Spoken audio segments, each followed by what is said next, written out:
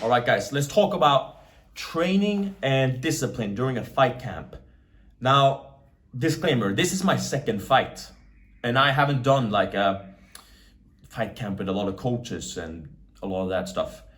We'll get back to that. But I got this question about training and discipline on my IG by a viewer here on YouTube. Thank you so much for the question. I'll start off with the training part, right? So, and some of the discipline part, I guess. For me, the training right now, the way I think about it and the way I always think about it, the way that's, you have to do this stuff. All your training, the hard training, the really hard training, has to be way in advance. Way in advance. I can't sit here, let's say, 2 weeks out and start blasting workouts. Like, that's not the time to blast workouts. After for me, 2 weeks out and in, it's all about going lower and lower and lower and more detail and detail and detail. So the work I've been doing over the last few months, that has been the hard training. And, I'll do some stuff, to really dial it in, the shape. But long runs, for example, I don't do close up to the fight camp like this. Although I did my 50K, but that was more of a challenge. But I do more of my technique work because I want everything to be muscle memory. Like my cardio is already good, and that it has to be good way in advance. So when it comes like 14 days and in, for me at least, it's all technique now. It's all technique, details, details, details, and details. That's what it's all about. So I'll do less and less classes as I get closer to the fight itself, because I've been doing mostly classes in the Muay Thai with the training and everything. But as closer as I get to the fight, I tone that down and I start getting more detailed, doing more one-to-ones and private lessons with coaches, so we can dial in and focus on what the game plan is. Okay, we're gonna do this, we're gonna do this way. And then something I thought about today really well is that I am drilling in certain attacks that fit me really well, and I'm gonna use those. I'm gonna visualize them and set them up properly. So this is what these last days are all about as well.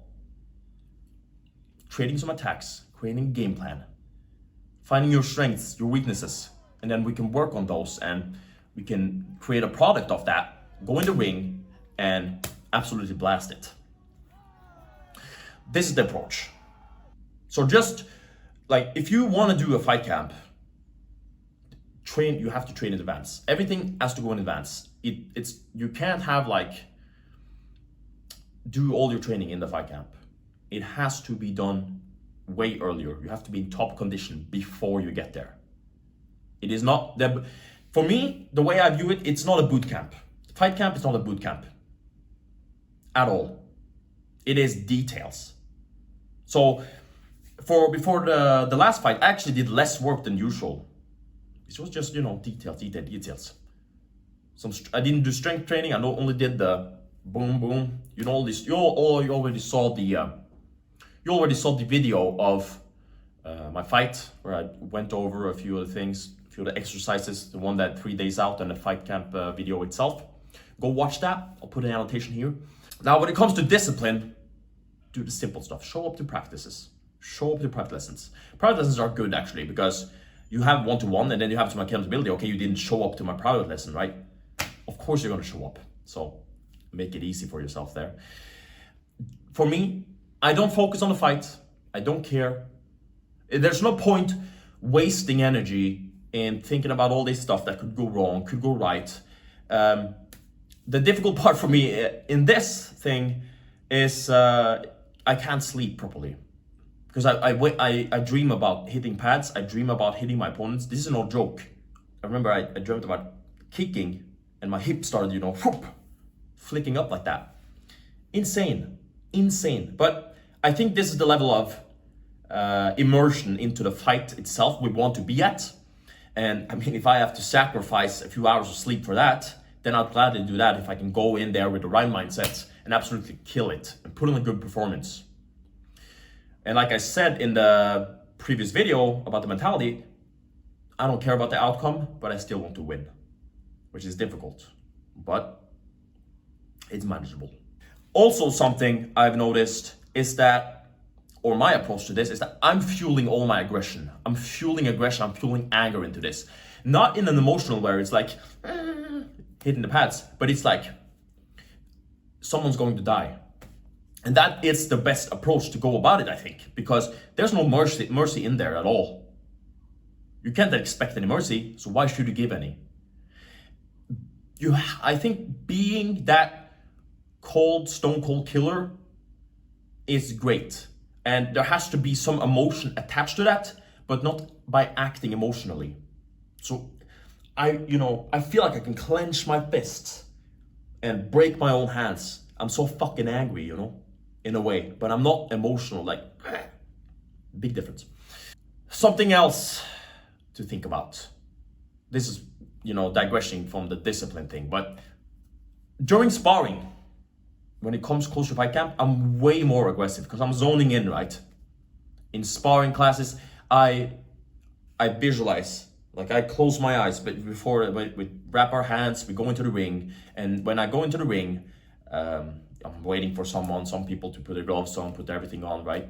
And I go in the ring and I visualize, I stand in my corner and I visualize the everything, the ambience, everything. Maybe I'll go along the ropes, do the Ram Muay, which is the ritual before the Muay Thai fight itself. And you can see me close my eyes right now because this is so vivid to me. I've seen this before. I've already been in the ring 1,000 times in here. And that is the level you can be at. It's a thing that, it's not just me sitting here right now and visualizing it. The reason I'm able to make it so vividly right now is because when I go in the ring to spar, I take moments that are like, I take a conscious action towards visualizing everything.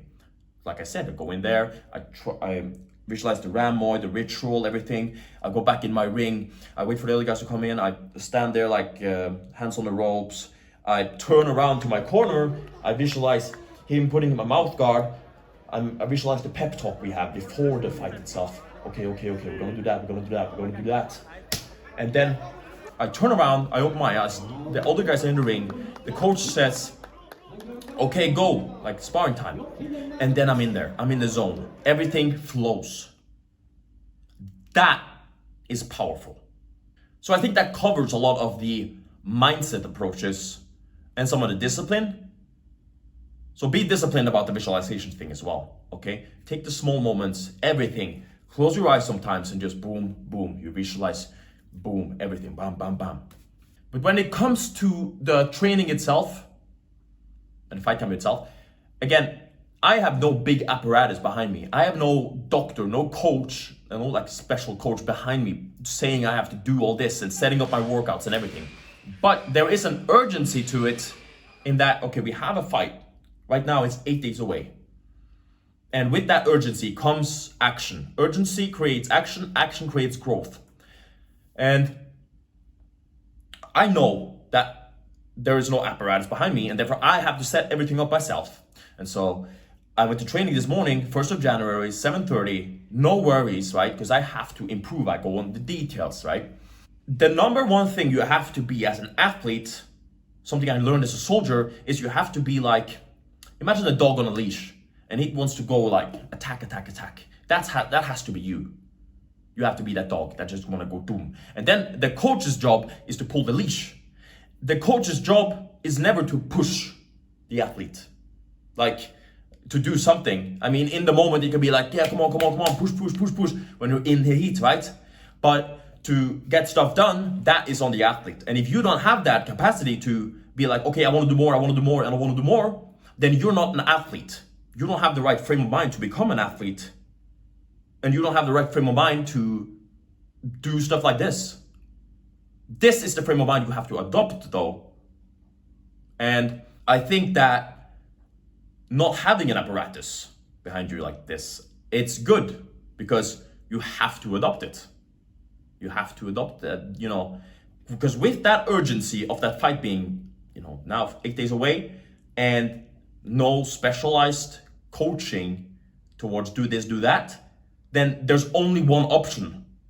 The fight is going down regardless, so I have to put in the action. One key element to all of this is to stay healthy.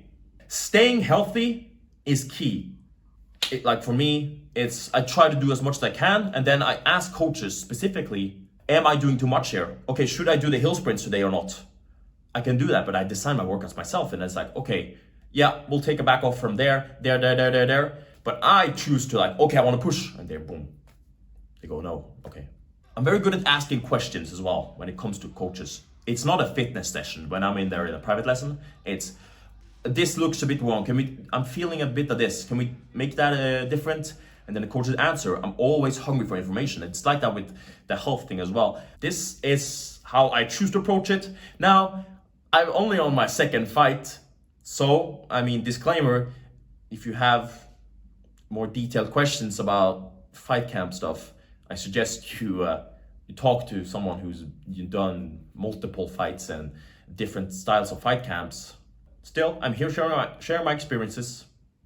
I'm looking forward to going in there for the second time, putting on a good performance, not giving a shit about the outcome, and doing my best to win. And with this frame of mind that I've shared with you right now, and these actionable steps, then I think you could end up doing the same, getting your hand raised. So if you want the full video on visualization, comment down below, like this video, hit that subscribe button. All right, this is the Action Man. Take care and God bless. Boom.